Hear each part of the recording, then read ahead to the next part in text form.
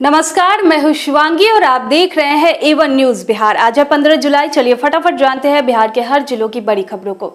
खबर सिवान जिले में मानसून आने के बावजूद भी समय से बारिश नहीं होने से किसानों के चेहरे पर मायूसी छा गई है। चारों तरफ खेतों में सूखे की स्थिति है, जबकि धान के लिए ज्यादा पानी की जरूरत होती है। और जिले में मानसून आने के बावजूद भी बारिश न होना इस बार किसानों के बड़े नुकसान की आशंका जताई जा रही है। सिवान में इस साल भी मानसून आए लगभग 1 महीना होने को है और जिले में बारिश की स्थिति बेहद खराब है। हाल ये है कि जिले में हजारों एकड़ में लगी फसल सूखने के कगार पर है। खेतों में दरारें पड़ रही है और बीते 12 दिनों से बारिश नहीं हुई है। जिले के मैरवा प्रखंड के रहने वाले किसान रामानंद यादव ने बताया कि बारिश नहीं होने से किसानों की कमर टूट गई। किसान अपने अपने खेतों में बोरिंग के माध्यम से पानी का पटवन कर रहे हैं।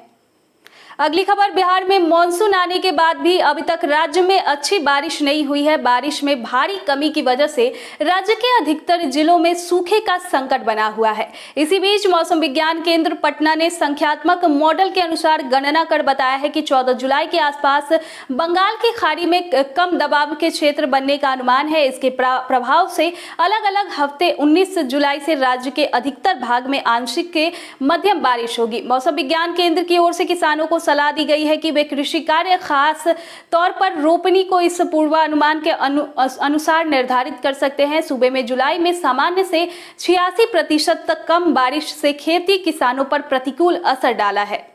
पूरे मानसून सीजन की बात करें तो राज्य में 1 जून से लेकर 13 जुलाई के बीच सामान्य से 38% कम बारिश हुई है। सामान्य बारिश 313.1 मिमी होनी चाहिए थी, लेकिन 192.9 मिमी हुई है। हालांकि मौसमविदों का अनुमान है कि सूबे में बारिश की गतिविधियां 19 जुलाई से शुरू होगी, जिसमें थोड़ी राहत मिलेगी।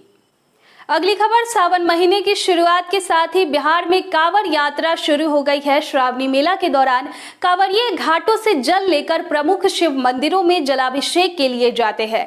कांवड़ यात्रा के दौरान भागलपुर, मुंगेर, बांका, मुजफ्फरपुर, हाजीपुर, गोपालगंज समेत अन्य जिलों में सड़कों पर काफी दबाव रहता है। प्रमुख सड़कों पर ट्रैफिक को कम करने के लिए बिहार में 45 से ज्यादा वैकल्पिक मार्ग बनाए गए हैं। अधिकतर कांवड़िए शनिवार को जल लेकर निकलते हैं और सोमवार को भगवान शिव को जल चढ़ाते हैं। इसीलिए सप्ताहांत में सड़कों को ज्यादा ट्रैफिक रहता है। भीड़ के दबाव को देखते हुए जिला प्रशासन कई सड़कों को आम लोगों की आवाजाही के लिए बंद कर देता है।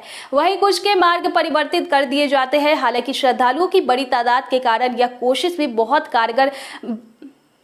कारगर साबित नहीं होती है। इस बार प्रमुख सड़कों पर दबाव कम करने के लिए 4 दर्शन वैकल्पिक मार्ग शुरू किए गए हैं। किमी सुल्तानगंज मेला परिषद में गाड़ियों के प्रवेश पर रोक लगा दी गई है। भागलपुर से सुल्तानगंज की तरफ जाने वाली गाड़ियां अकबर नगर से सुल्तानगंज असरगंज होकर जाएगी। वहीं मुंगेर की तरफ से आने वाली गाड़ियां को बरियारपुर से मोड़ दिया जाएगा। सुल्तानगंज के बाहर 3 सड़कों के किनारे पार्किंग की व्यवस्था की गई है। अगली खबर, बिहार में कोरोना संक्रमण अब डराने लगा है। राज्य में बुधवार को 24 घंटे के भीतर 565 नए कोरोना संक्रमित पाए गए हैं। इनमें से 219 केस अकेले राजधानी पटना से है। इस दौरान पटना में एक महिला मरीज की मौत भी हो गई है। बिहार विधानसभा और पाटलिपुत्र विश्वविद्यालय में कोविड केस मिलने से हड़कंप मच गया। स्वास्थ्य मंत्री मंगल पांडे ने कहा कि सूबे में कोविड टेस्ट और वैक्सीनेशन की रफ्तार बढ़ाई जाएगी। बूस्टर डोज के लिए ज्यादा से ज्यादा लोग को प्रेरित किया जाएगा। बिहार में बुधवार को 398 मरीज स्वस्थ भी हुए। राज्य में कोरोना के एक्टिव केस की संख्या 2500 के पार हो गई है।